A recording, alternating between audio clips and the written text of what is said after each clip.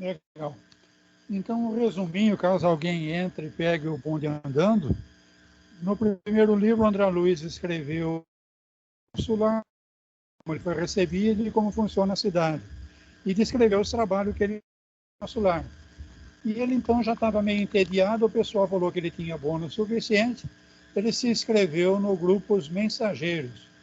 No grupo Os Mensageiros, ele formou uma equipe junto com outro médico chamado Vicente, e o chefe lá dos Mensageiros pegou ele, o Vicente, para uma excursão até a Crosta, onde nós vivemos, de nosso lar até a Crosta, mas sem os caminhos especiais, pelos caminhos comuns para aprendizado deles.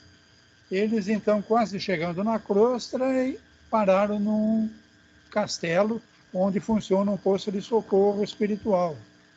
Eles foram convidados a participar dos trabalhos. Eles conheceram, então, o chefe do posto, o Alfredo, que contou uma boa história para eles da vida passada do Alfredo. E o Alfredo também estava recebendo a visita da Ismália, ex-esposa dele na última vida, que foi muito injustiçada e que agora estava num plano bem superior ao Alfredo. Eles então foram convidados no fim da tarde para participar dos trabalhos e foi um aprendizado legal a descrição dos trabalhos que eles fizeram. Terminados os trabalhos, eles receberam uma visita de um casal que veio da colônia mais próxima do posto de socorro. Esse casal, então, vinha com uma filha e uma sobrinha. E começou, então, uma convivência familiar, afetuosa.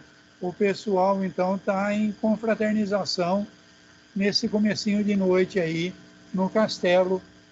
E nós vamos entrar, então, no capítulo 30, que se chama Em Palestra Afetuosa. É que o André Luiz está conversando, ele e o Vicente, com a sobrinha e a filha do casal Bacelar, né? Então vamos ver como é essa palestra afetuosa do capítulo 30. Voltávamos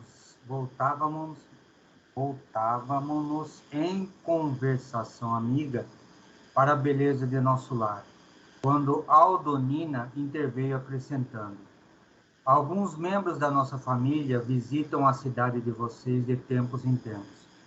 Nossa irmã Isaura, que se casou em Campo da Paz há 3 anos, lá reside em companhia do esposo, que é funcionário dos serviços de investigação do Ministério do Esclarecimento. Percebendo-nos a curiosidade, prosseguiu: morava ele conosco, mas desde muito tempo foi convocado a serviço por lá, vindo mais tarde buscar a noiva. Então, que legal, né? No capítulo anterior, a moça falou das vantagens de se viver em nosso lar, que as coisas aí na colônia Campo da Paz, próximo desse posto de serviço, elas são mais complicadas porque eles estão muito próximos da crosta e a vibração que eles recebem de nós encarnados é muito complicada, né? Então, ela está falando que ali no Campo da Paz, que é a colônia onde elas vivem, teve o caso dessa outra parente deles aí que se casou com a irmã delas, a Isaura, se casou lá na colônia Campo da Paz com alguém que trabalha em nosso lar, vive em nosso lar, mas estava, não, ao contrário, ele vivia em Campos da Paz, mas ele foi requisitado para trabalhar no Ministério do Esclarecimento de nosso lar. Então, morava conosco desde muito tempo. Foi convocado a serviço lá em nosso lar, vindo mais tarde buscar a noiva. Vamos lá. Vicente, que se mantinha em atitude expectante, exclamou: tocamos num assunto que muita admiração me tem despertado desde que regressei dos círculos terrenos. Não tinha no mundo a menor ideia de que pudéssemos cogitar de uniões matrimoniais depois da morte do corpo. Quando assisti a festividades dessa natureza em nosso lar, confesso que minha surpresa raiou pela estupefação. Cecília Vivaz assentou sorrindo. Isso se deu também conosco. Entretanto, é forçoso reconhecer que tal estado d'alma resulta do exclusivismo pernicioso a que nos entregamos no plano carnal, porque se o casamento humano é um dos mais belos atos da existência na Terra, por que deixaria de existir aqui, onde a beleza é sempre mais intensenciada e mais pura? E, além do mais, é imprescindível ponderar que não vivemos à revelia de leis sábias e justas. E como são felizes os que se casam em nossos planos, acentuou o companheiro, denotando aspirações secretas do coração. Então parece que esse Vicente aí tem uma paixão oculta. O que vocês acham aí, né? Então ele ficou todo admirado de saber que existe essa possibilidade de se juntar a alguém depois da vida carnal, né? Na vida espiritual. Então ele está recebendo essas explicações e está muito admirado, né? Agora, nesse final aqui, ele passou a impressão para mim de que ele tem alguma paixão oculta, não sei se por alguém encarnado ou desencarnado, né? Vamos lá, vamos ver o que vai dar isso daí. Aldonina esboçou um gesto expressivo e considerou. Sim, para possuirmos aqui essa aventura, é preciso ter amado na Terra, movimentando os mais nobres impulsos do espírito. Para colher os júbilos dessa natureza, é necessário ter amado com alma. Os que se consagram exclusivamente aos desejos do corpo não sabem amar além da forma. São incapazes de sentir as profundas vibrações espirituais do amor sem morte. Aí a gente deve fazer uma distinção, então, entre a paixão, que é o que atrai os casais, né? Normalmente, no começo de relação, o que aflora é uma paixão. Eles são atraídos pela parte física, praticamente, né? E depois, então, com os anos de convivência, isso vai se transformando num amor, né? E quando esse amor, então, é consolidado na convivência carnal, aí, então, se torna possível a união dos espíritos desencarnados depois da vida do corpo, tá? Vamos lá. Desejando, porém, retomar o assunto referente a Isaura, interroguei curioso. Continue falando-nos da irmã que se mudou para nosso lar. Estimaria saber como se realizou o consórcio.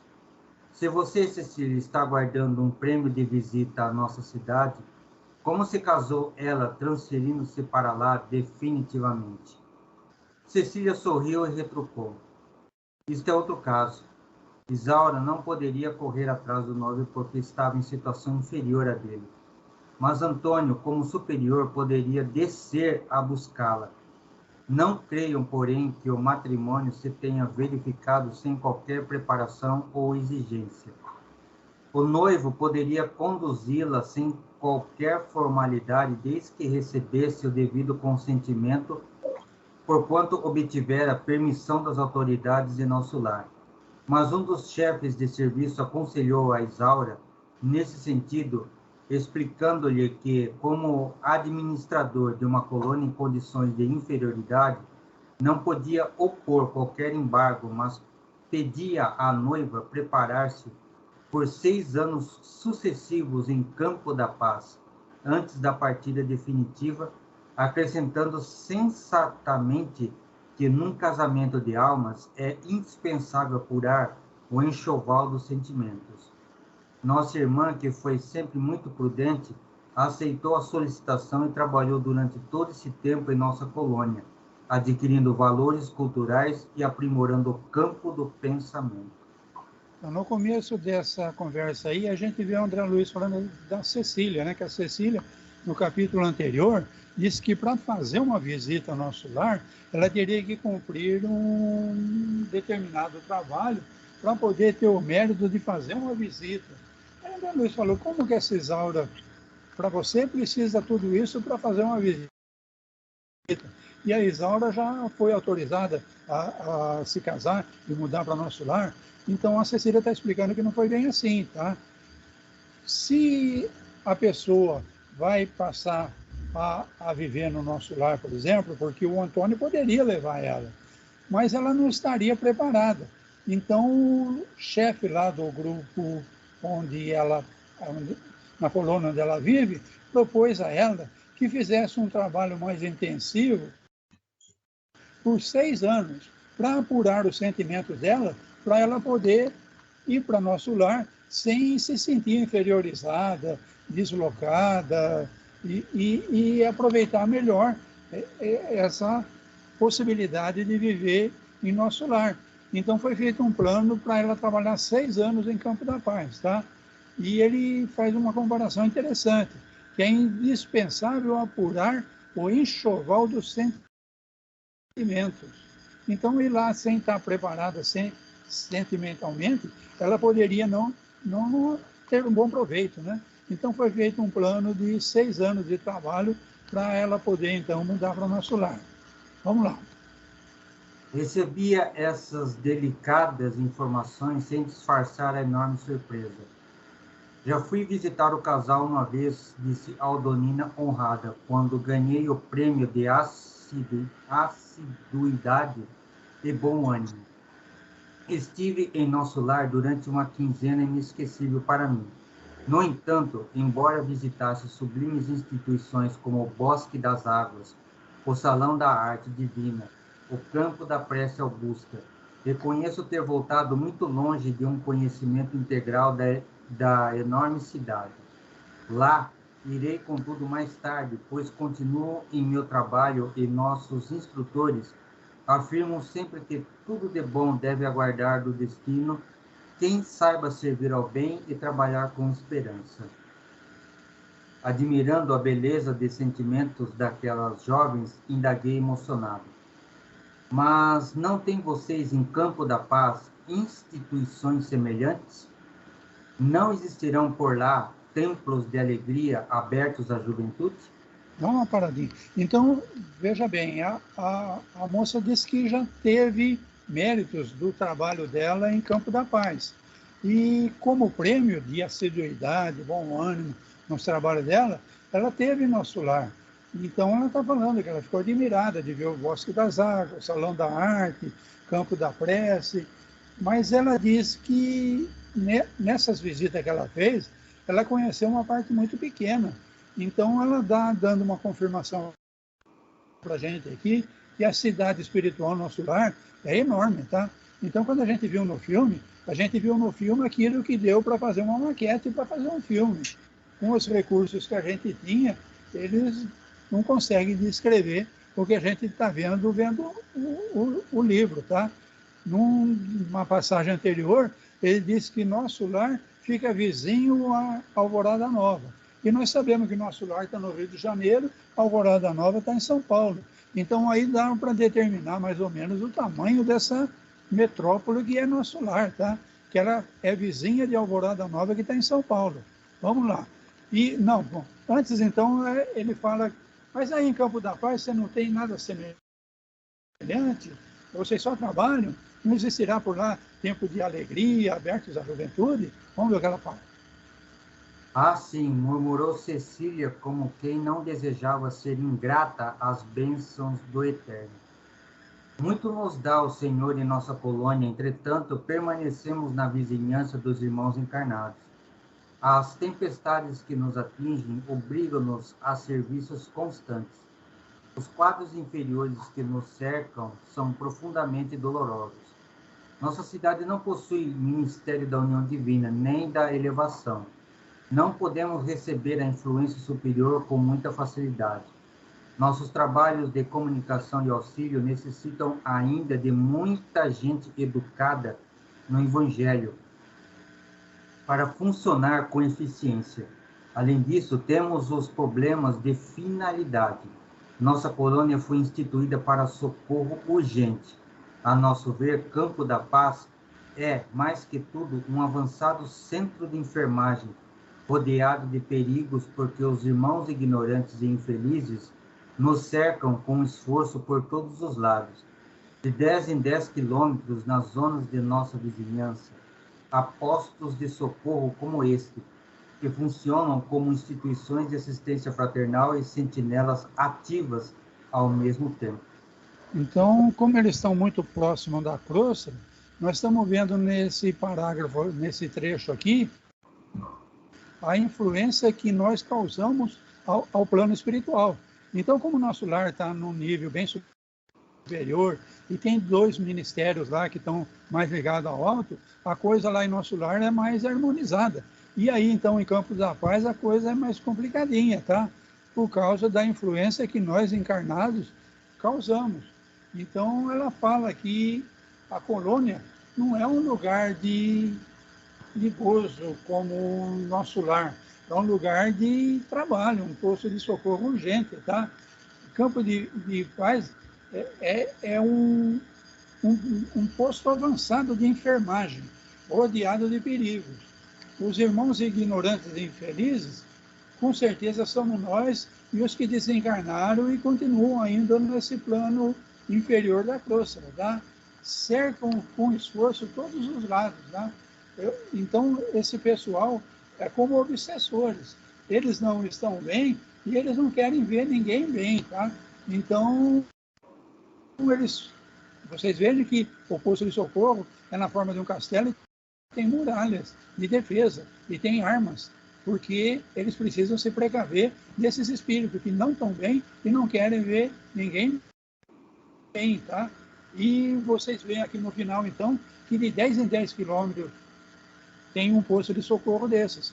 Por quê? Porque a influência nossa e dos que desencarnaram e continuam nesse nível da crosta é complicadinha, tá? Então precisa isso tudo para esse pessoal não ir perturbar quem está numa posição mais harmonizada como o pessoal de nosso lar.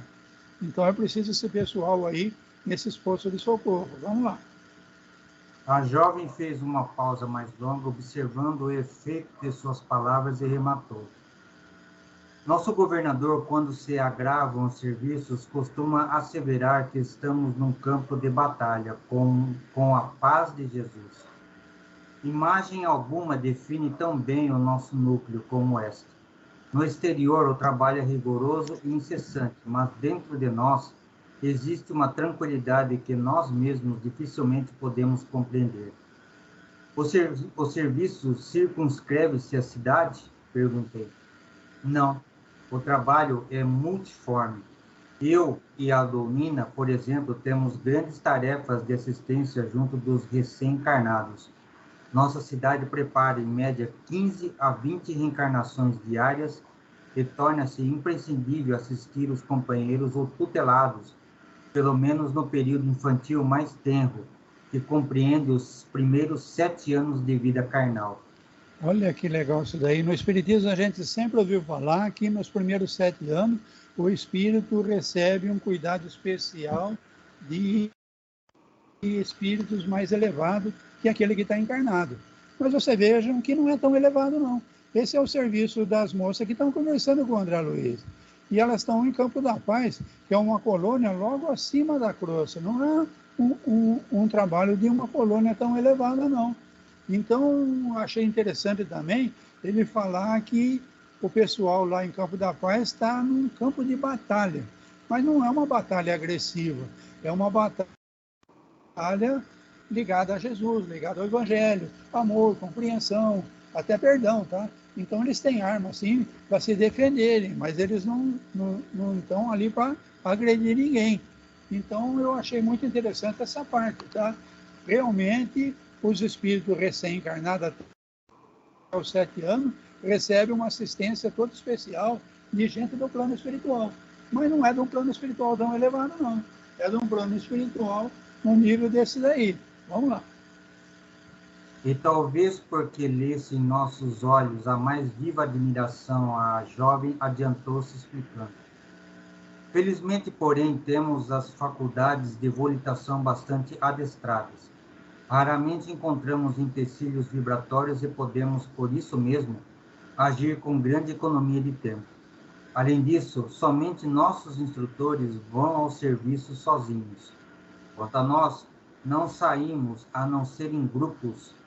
Necessitamos auxílio recíproco.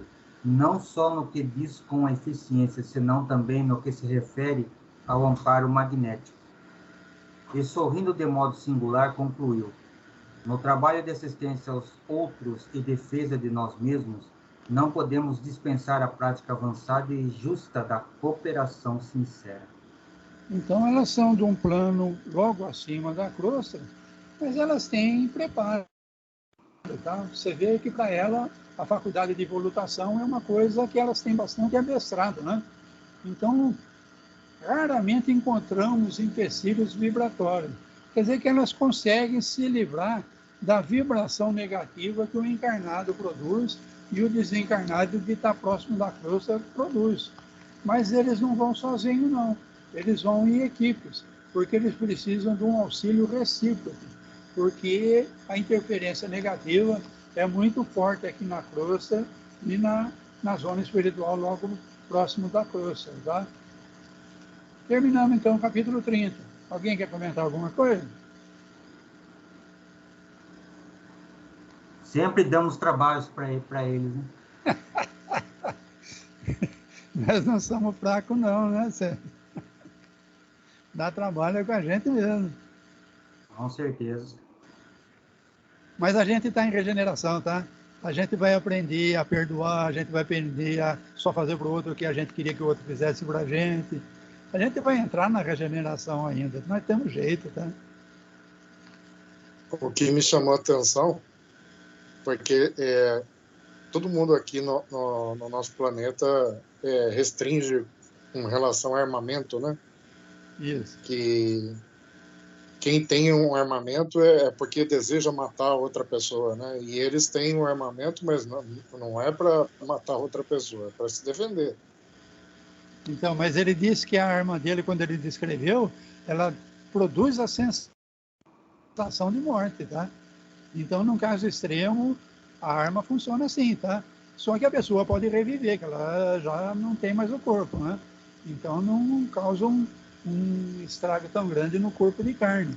Mas o corpo espiritual tem a sensação de morte, tá? Então, quem releva tiro das armas dele lá, parece que tem muito medo também, tá?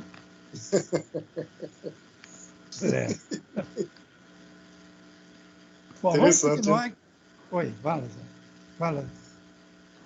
Esse ponto eu achei muito interessante.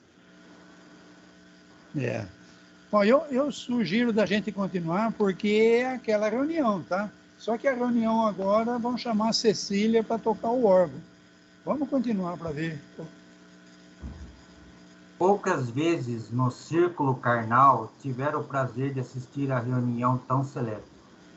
Todos os lustres estavam magnificamente acesos, e lá fora, as grandes árvores docemente agitadas pelo vento brando pareciam refletir o clarão lunar. Pares graciosos passeavam ao longo da varanda e das escadarias externas. O castelo enchia-se de alegria com a crescente multiplicação dos convidados. O administrador mostrava-se orgulhoso de confraternizar com os colaboradores diretos de sua obra na recepção condigna aos amigos da colônia próxima. O júbilo transparecia em todos os rostos e eu, observando a beleza do espetáculo, meditava na aventura da vida social no ambiente daqueles que começavam a compreender e praticar o amai-vos uns aos outros, distanciados da hipocrisia e das convenções alvicantes. Então, parece a gente, né? Termina um trabalho na atividade espírita nossa, todo mundo corre para casa para ver que fim que vai dar na novela, né? Aqui, então, eles terminaram o trabalho e como tinha gente visitando a mulher do Alfredo, a Ismênia, então chegou esse casal bacelar e chama todo mundo, então, para uma convivência. E como eles estão no castelo, André Luiz está descrevendo que tem pessoas andando pela varanda, os lustres estão todos acesos, e uma convivência formidável que está acontecendo depois dos trabalhos, tá? Vamos lá, conversávamos animadamente com Alfredo. Quando Alfredo nos convidou para o salão de música, houve geral contentamento. A senhora Bachelard, dando o braço à nobre Ismália, parecia encantada com a lembrança. Dirigimos-nos para o grande recinto, prodigiosamente iluminado por luzes de um azul doce e brilhante. Deliciosa música embalava-nos a alma. Observei então que um coro de pequenos musicantes executava harmoniosa peça, ladeando um grande órgão, algo diferente dos que conhecemos na terra. 80 crianças, meninos e meninas surgiam ali num quadro vivo, encantador. 50 tangiam instrumentos de corda e 30 conservavam-se graciosamente em posição de canto. Executavam com maravilhosa perfeição uma linda barcarola que eu nunca ouvira no mundo. Olha aí as crianças de novo, né? A gente sempre imaginando que o espírito, quando desencarna, se apresenta com o corpo como se tivesse 30 anos. E aí, vocês repararam na quantidade de crianças? 80 crianças, meninos e meninas, tá? Então, não sei se eles vão crescer, se vão continuar criança eternamente. Eu vou continuar esse estudo aí reparando nisso, tá? Porque tem espírito que se aparenta como pessoa de idade. Tem espírito que está a Cecília, a irmã dela aí, as moças estão num estado de mocidade, né? E agora nós estamos vendo crianças, tá? E você vê então que esse castelo que tinha um salão com 3.000 metros de comprimento, onde estavam as pessoas que dormiam, agora tem só nesse salão de música aí, 80 crianças, tá? Fazendo um coro, cantando música. Então vamos lá, comovidíssimo. Ouvi o administrador explicar. As crianças do posto são as nossas flores vivas. Dão-nos perfume, encantamento, alegria, suavizando-nos todos os trabalhos. Abeiramo-nos do órgão, sentando-nos todos em confortáveis poltronas. Quando as crianças terminaram, sob aplausos calorosos, Ismália pediu a Cecília executasse alguma coisa. Eu, disse a jovem, corando, se a senhora vem das altas esferas onde a harmonia é santificada e pura, como poderia executar para os seus ouvidos? Não diga isso, Cecília, tornou sorridente. A generosa esposa do administrador, a música elevada é sublime em toda parte. Vá, minha filha. Lembre-me o lar terreno nos dias mais belos. E antes que a jovem Bachelard perguntasse qual a peça preferida, Ismália continuou. Os serviços musicais do posto levam-me a recordar a velha fazenda, quando voltava do internato. Meus pais estimavam as composições europeias e quase todas as noites ensaiava ao piano. Então a Ismália está num plano elevado e a Cecília, humilde, falou, mas a senhora que vem lá dos planos elevados, ouviu uma musicista chinfrim como eu, né? A senhora está acostumada com as melodias lá do plano mais alto. Então ela fala que ela também tem saudades das músicas que ela ouvia quando ela morava na fazenda, tá? E parece que era uma fazenda de alguém de posse, porque o pai dela tinha um piano e composições europeias, né? Então ela está pedindo para Cecília tocar a música de Cecília para ela recordar dos tempos quando ela vivia encarnada. Vamos lá. E fixando em Cecília os olhos úmidos e brilhantes, rematou. Sua mãe deve lembrar comigo a música predileta de meu velho e carinhoso pai. Notei que a senhora Bachelard disse alguma coisa à filha em voz baixa e vimos Cecília caminhar para o grande instrumento sem hesitação. Com emoção invisível, ouvíamos-la executar magistralmente a tocata e fuga em ré menor, de Bach, acompanhada pelas crianças exultantes. Fixei o rosto de Ismália, notando pela luz de seu olhar que seus pensamentos vagueavam longe, talvez em torno do antigo ninho doméstico. Via enxugar as lágrimas discretamente e abraçar Cecília carinhosamente ao findar a execução. Então a Cecília tocou uma música clássica, né, de Johann Sebastian Bach. Isso daí deixou a Ismália bastante emocionada, né? Mas a Ismália não está contente, não. Ela faz um novo pedido para Cecília. Vamos lá. Agora, Cecília... Agora, Cecília, cante alguma canção da própria alma, falou a nobre senhora com ternuras de mãe. Mostre-nos seu coração. Os senhores Bacelar estavam satisfeitos e emocionados. Lia-se-lhes nos gestos o carinho com que acompanhavam os menores movimentos da filha. A jovem sorriu, voltou ao teclado, mas permanecia agora fundamente transfigurada. Seu belo semblante parecia refletir alguma luz diferente que vinha de mais alto. Começou a cantar de maneira misteriosa e comovedora.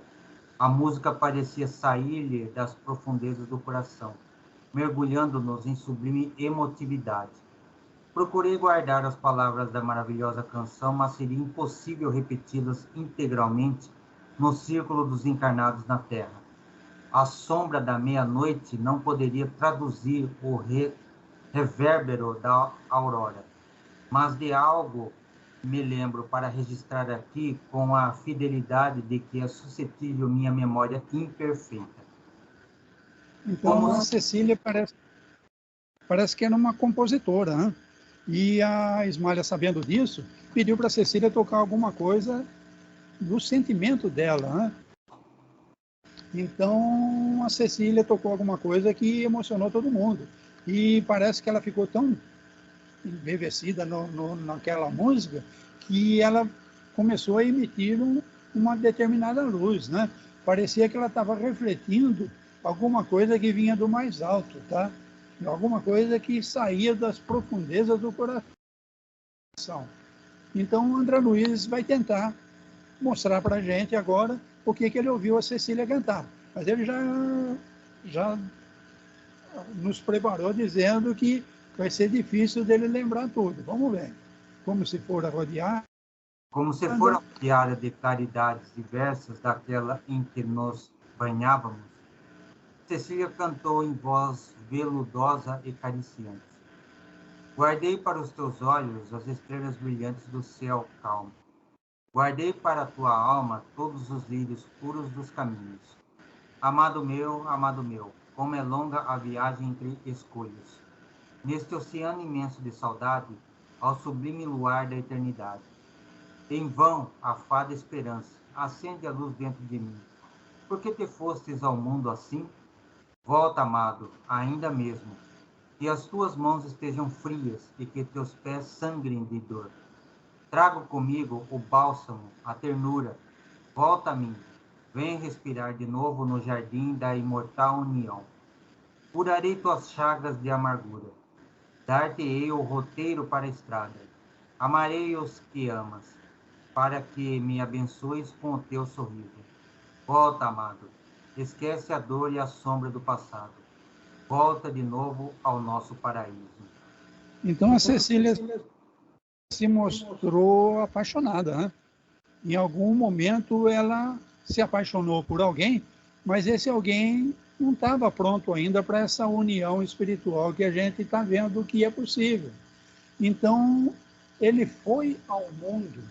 Por quê? Porque ele tinha problemas espirituais e ir ao mundo seria uma forma dele se pôr à altura da Cecília, para no futuro eles irem a conseguir ter essa união mais elevada, né?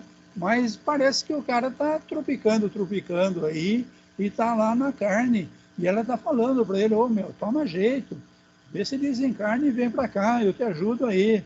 Vamos lá. Quando desferiu as últimas notas... Vi-lhe o semblante lavado em lágrimas, como se fora banhado em pérolas de luz. Observei que a senhora Bacelar, muitíssimo comovida, tocou de leva a mão de Ismália e falou: Cecília, nunca o esquece. A esposa do administrador, mostrando-se extremamente sensibilizada, indagou: Não tem vocês novas notícias de Hermínio? O pobrezinho tem vivido de queda em queda, esclareceu a nobre interlocutora. E Cecília sabe que não poderá contar com ele por muito tempo ainda, guardando por esse motivo muita mágoa íntima. Entretanto, nossa filha não desanima e trabalha incessantemente, cheia de esperança. Nesse momento, porém, a jovem regressava ao círculo familiar, enxugando os olhos. Olha que legal aí. Então, ela explicou que realmente é isso, tá? O tal do amor da Cecília, ele está encarnado e ele está tropicando, vive de queda em queda, tá? Agora eu fico pensando aqui, esse pessoal aí não respeita a intimidade? Todo mundo está sabendo a história, todo mundo está comentando. Aí a gente lembra que espírito não consegue disfarçar o pensamento, tá?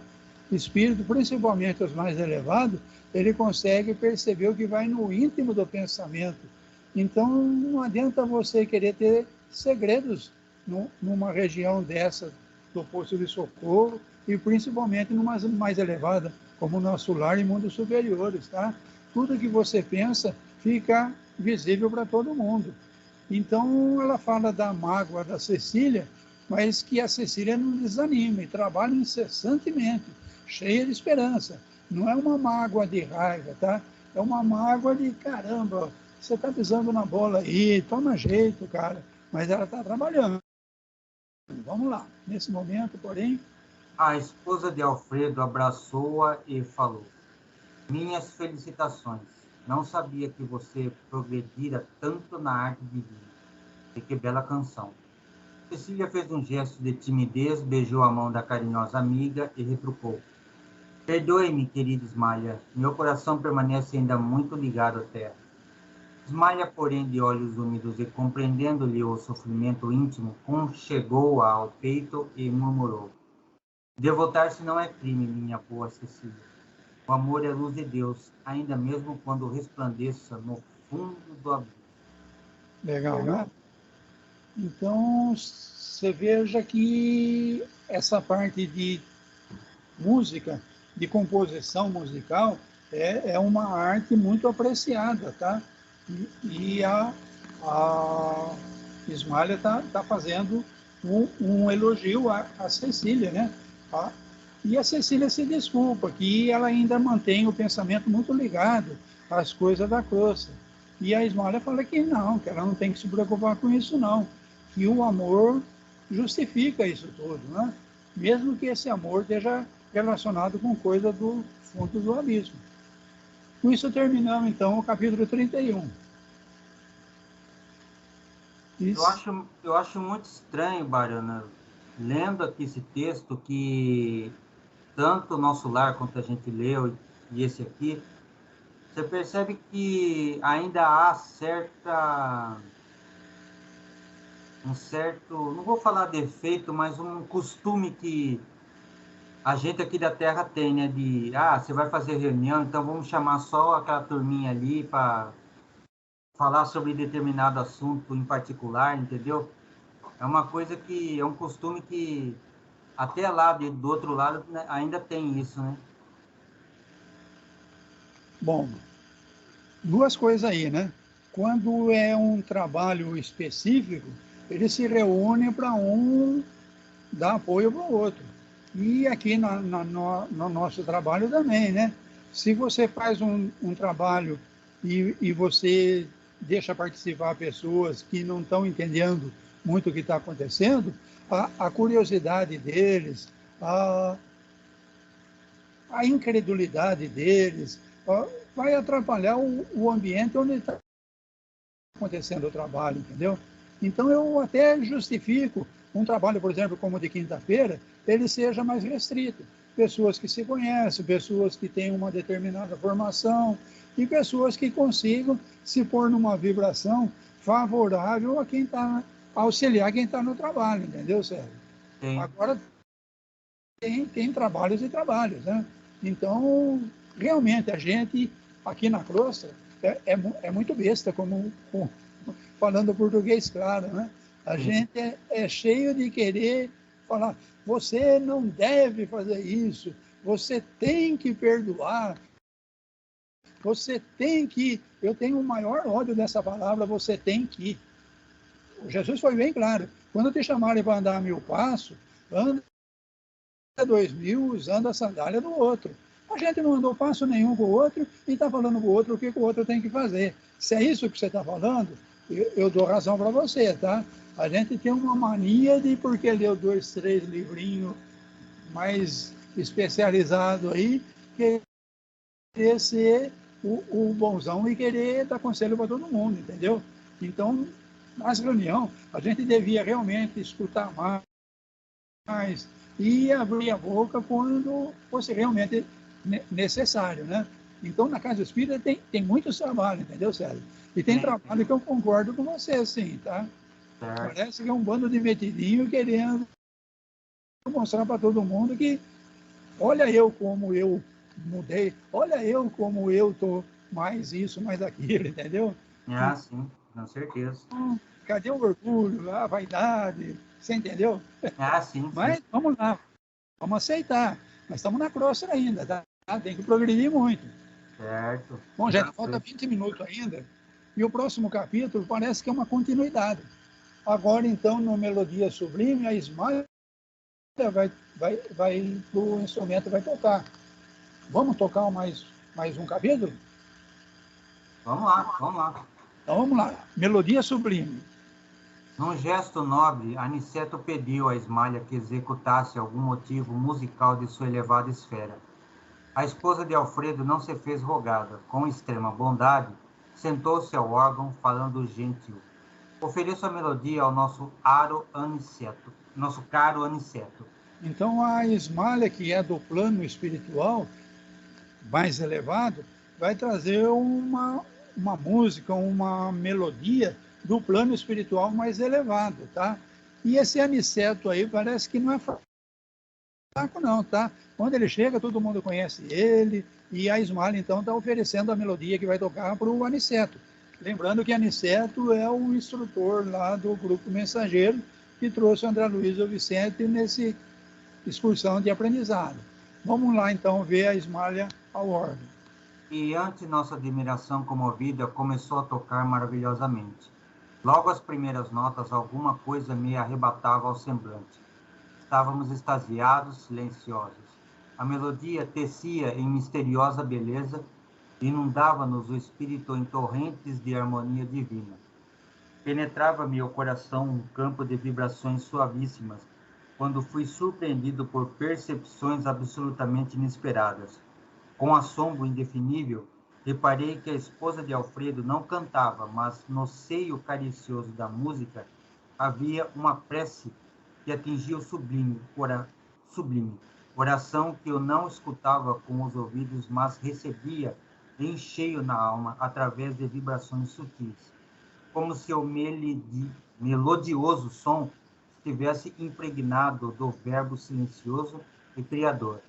As notas de louvor alcançavam-me o âmago do espírito, arrancando-me lágrimas de intraduzível emotividade.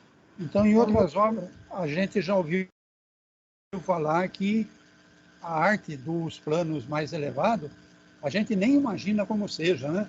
E aqui André Luiz está dando uma amostra para a gente, porque ela tocava, mas ela nem cantava. Só que a melodia que estava sendo tinha vibrações tão sutis que penetrava o coração. Então, no seio do íntimo do André Luiz, ele percebia que era uma prece que atingia completamente o coração, o sentimento de quem estava ali, tá? Mesmo sem estar sendo cantado, sem estar ouvindo as palavras, tá? Então não escutava com os ouvidos, mas recebia em cheio na alma, através de vibrações sutis. Então André Luiz vai tentar descrever para nós o que ele sentiu enquanto a Ismália estava tocando. Ó Senhor Supremo de todos os mundos e de todos os seres, recebe, Senhor, o nosso agradecimento de filhos devedores do teu amor. Dá-nos tua bênção, ampara-nos esperança, ajuda-nos o ideal, na estrada imensa da vida. Seja para o teu coração, cada dia, nosso primeiro pensamento de amor. Seja para a tua bondade nossa alegria de viver. Pai de amor infinito, dá-nos tua mão generosa e santa. Longo é o caminho, grande o nosso débito. mas inesgotável é a nossa esperança. Pai amado, somos as tuas criaturas, raios divinos de tua divina inteligência. Ensina-nos a descobrir os tesouros imensos que guardaste nas profundezas de nossa vida. Auxilia-nos a acender a lâmpada sublime da sublime procura. Senhor, caminhamos contigo na eternidade. Em ti nos movemos para sempre. Abençoa-nos a senda. Indica-nos a sagrada realização. E que a glória eterna seja em teu eterno trono. Resplandeça contigo a infinita luz. Mane em teu coração misericordioso a soberana fonte do amor. Cante em tua criação infinita o sopro divino da eternidade. Seja a tua bênção, claridade aos nossos olhos, harmonia ao nosso ouvido, movimento às nossas mãos, impulso aos nossos pés, no amor sublime da terra e dos céus, na beleza de todas as vidas, no progresso de todas as coisas, na voz de todos os seres. Glorificado sejas para sempre, Senhor. Olha que o André Luiz não é fraco não, hein? Então, só ouvindo a melodia que a Ismália estava produzindo no órgão, ele chegou à conclusão que ela estava falando isso tudo aí sem ela cantar, sem ele perceber a letra da música. Então, o André Luiz, que foi um suicida quando era um médico orgulhoso, e ele tá se mostrando que ele está cada vez mais evoluído, tá? Eu achei muito interessante. Numa melodia, ele conseguiu perceber que ela estava passando isso tudo para a gente, tá? Então vamos lá, que melodia era aquela? Que se ouvia através de sons inarticulados, não pude conter as lágrimas abundantes. Cecília comovera-nos a sensibilidade, lembrando as harmoniosas terrenas e os afetos humanos. Ismália, no entanto, arrebatava-nos o espírito, elevando-nos ao Supremo Pai. Nunca ouvira oração de louvor como aquela. Além disso, a esposa de Alfredo glorificava o Senhor de maneira diferente, inexprimível na linguagem humana. A prece tocara-me as recônditas fibras do coração e reconhecia que nunca meditara na grandeza divina como naquele instante em que uma alma santificada falava de Deus com a maravilha de suas riquezas espirituais. É parecido quando a gente ouve a canção Ave Maria, né? Ela pode ser tocada até num bandolim, num cavaquinho lá, e você... Aquela sequência de nota, então é como se fosse uma prece. A gente presta muita atenção naquela, né? O Jorge Aragão tem uma gravação da Ave Maria no bandolim, e aquilo chega a emocionar muito, como quando a gente se emociona quando ouve a música cantada ou a música executada por uma orquestra, né? Então é uma combinação de notas musicais muito especial, tá? Então vamos lá. Não era só eu a chorar. Como criança, Aniceto enxugava os olhos de maneira discreta e algumas senhoras levavam o lenço ao rosto. Compreendi que a oração terminara porque a música mudou de expressão. O caráter heróico cedeu lugar a liríssimo encantador. Experimentando a profunda serenidade ambiente, vi que luzes prodigiosas jorravam do alto sobre a fronte de Ismália, envolvendo-a num arco irisado de efeito magnético, e com admiração e enlevo observei que belas flores azuis partiam do coração da musicista, espalhando-se sobre nós. Desfaziam-se como se feitas de caliciosa bruma anilada ao tocar-nos de leve, enchendo-nos de profunda alegria. A maior parte caía sobre Aniceto, fazendo-nos recordas as palavras amigas da dedicatória. Impressionava-me profundamente aquelas corolas fluídicas de sublime azul celeste, multiplicando-se sem cessar no ambiente e penetrando-nos o coração como pétalas constituídas apenas de colorido perfume. Sentia-me tão alegre, experimentava tamanho bom ânimo que não conseguiria traduzir as emoções do momento. Então, quando ela estava tocando, veio uma energia sutil do alto que ela recebeu pelo chakra da coroa.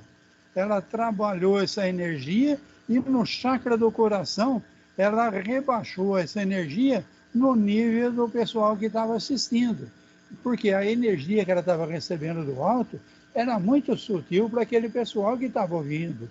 Então a gente já viu isso daí quando ele estava em oração nos trabalhos. Então é mais ou menos o que acontece dentro de uma câmara de passe. O passista recebe energias muito sutis pelo chakra da coroa. Aí ele vai trabalhar essas energias no chakra frontal, no chakra laríngeo e no chakra do coração. Então vai ser distribuída às pessoas que podem.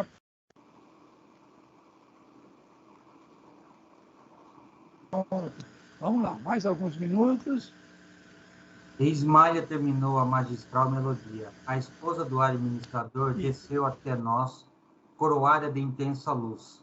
Alfredo avançou, beijando no rosto, ao mesmo tempo que Aniceto estendia-lhe a destra, agradecido. Há muito tempo não ouvia músicas tão sublimes como as desta noite, exclamou nosso orientador, sorrindo. Cecília falou-nos do sublime amor terrestre. Ismália arrebatou-nos ao divino amor celestial. Ideia feliz a de permanecermos no posto. Fomos igualmente socorridos pela luz da amizade que nos revigorou o bom ânimo. Aproximaram-se os bacelar, eminentemente comovidos. Que maravilhosas flores nos deste, querida amiga, disse a mãezinha de Cecília, abraçando a esposa de Alfredo. Voltaremos ao trabalho, repletos de energias novas, acrescentou o senhor bacelar sorridente. A extensa sala estava cheia de notas de reconhecimento e júbilo sincero. A melodia de Ismália constituíra singular presente do céu. A alegria e o bom ânimo transpiravam em todos os rostos. Legal, né? Então, você veja que para fazer uma harmonização do ambiente, não é necessário muita coisa. Um espírito com a elevação superior da Ismália, sentado num órgão, tocou uma melodia e todo mundo então se sentiu revigorado. Falta 2 minutos só, vamos ver se a gente consegue ir até o final. Vamos lá. Observando que Aniceto se retirava para um canto do salão, procurei-o ansioso. Desejava esclarecer o fenômeno da prece sem palavras, das harmonias, das luzes e das flores. Antes, porém, das interpelações do aprendiz, o orientador amigo sorriu amável e explicou. Conheço a sua sede, André. Não precisa perguntar. Impressionou-se você com a grandeza espiritual da nobre companheira de nosso amigo. Não precisarei alinhar esclarecimentos. Recorda-se de Ana, a infeliz criatura que dorme nos pavilhões entre pesadelos cruéis? Lembra-se de Paulo, o caluniador? Não os viu carregando pesados fardos mentais? Cada um de nós traz nos caminhos da vida os arquivos de si mesmo. Enquanto os maus exibem o inferno que criaram para o íntimo, os bons revelam o paraíso que edificaram no próprio coração. Ismália já amontoou muitos tesouros que as traças não roem. Ela já pode dar da infinita harmonia a que se devotou pela bondade e pelo divino amor. A luz que vimos é a mesma que jorra do plano superior de maneira incessante, inundando os caminhos da vida. Mas a melodia, a prece e as flores constituem sublime criação dessa alma santificada. Ela repartiu conosco nesse momento uma parte de seus tesouros eternos. Peçamos ao Senhor, meu amigo, que não tenhamos recebido em vão as sublimes dádivas. Então, André Luiz queria explicações mais detalhadas e o Aniceto já falou, eu sei da tua sede, mas não dá para explicar, não. Só que ele resumiu legal isso daqui, tá? Ele lembrou daquela Ana lá que foi que matou o marido e sofria muito lá nos trabalhos, né? Que o André Luiz viu na nuvem cinzentada que ela tinha na fronte. O caso do caluniador também, que estava desperto, mas estava preso numa jaula, muito desarmonizado, muito sofrimento também. E, por outro lado, agora ele está mostrando que cada um traz aquilo que tem dentro de si.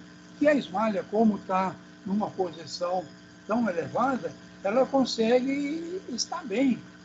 E ela estando bem, ela consegue fazer todos os que estão à volta dela sentirem-se muito bem também.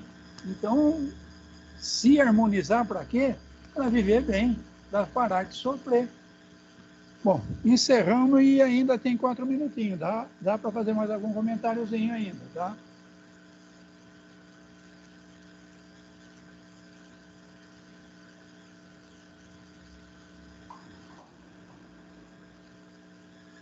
Por mim, está bem esclarecido o que o Aniceto falou e o que a Ismália demonstrou durante todo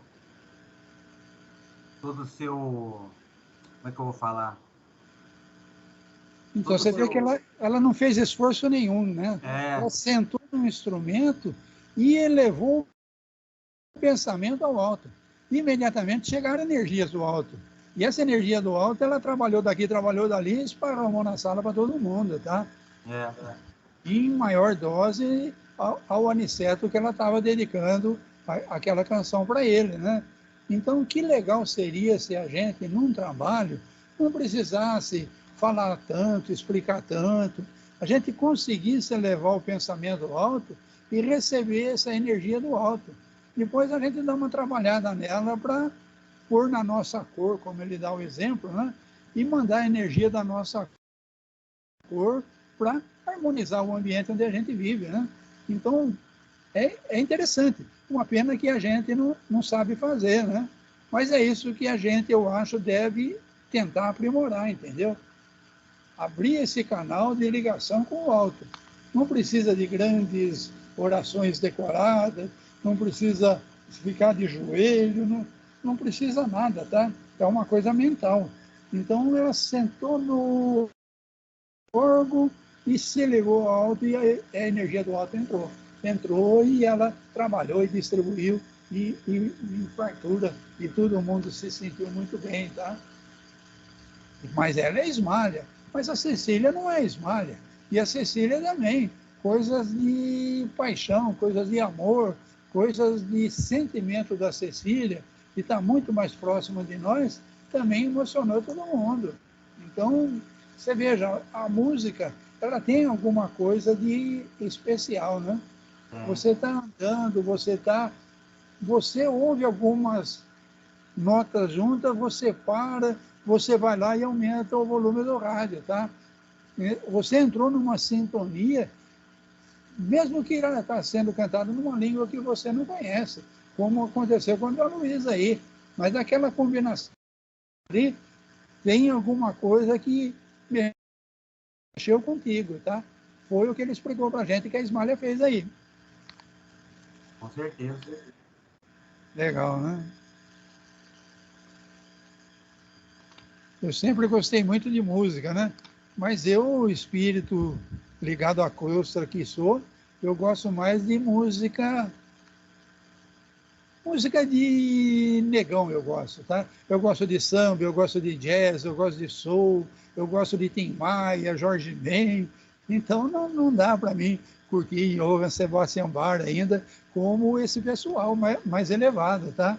Mas música é uma coisa que faz eu parar, prestar atenção, levantar o volume do rádio, tá? Então são combinações de nota. A música americana do jazz, por exemplo, ela quase não tem letra, tá? Então, é uma combinação de notas musicais que chama a atenção da gente, tá? Com certeza. Eu costumo, assim, colocar, quando eu vou deitar, costumo colocar aquelas melodias que tem sons de natureza, né? Tipo, chuva na floresta, né? Porque cria um ambiente, assim, bem gostoso para você se harmonizar durante uma leitura também, quando você está na cama, né? E isso ajuda bastante também na harmonização mental sua, né? Eu já vendi bastante CD com som de golfinho, som de cachoeira, né? Acho que eu ainda tenho alguma coisa por aqui. Hoje em dia na internet você tem coisa maravilhosa, né? Tem. Agora, como você falou, isso daí é muito bom para você relaxar, porque você vai dormir, né? Agora você está cheio de coisa para fazer, cheio de problema para resolver, o pessoal te pressionando daqui e dali, você não aguenta o firim-fim da música da Enya, não, tá? Então, tem música certa na hora certa também. Bom, você tem razão quando você falou, eu vou relaxar, eu vou dormir, formidável, né? como tentaram fazer no metrô lá em São Paulo, lá, mas infelizmente não deu certo, né? Quiseram colocar música clássica nos trens para dar uma acalmada, né, Na nas batota, pessoas, a rapaziada lá, mas não deu muito certo. ficaram mais revoltadinhos ainda. É, Para lembrar que o jazz, 90% é improviso. exatamente. Você compõe uma música, mas cada apresentação ela sai de um jeito, né? E eu acho que o samba de roda, o soul, música, essas músicas de negão tem muito disso, né? Você vê eles dançar, você vê eles se expressarem, é uma coisa que vem da alma mesmo, né? É legal, eu gosto. Bom demais. É Bom, isso aí.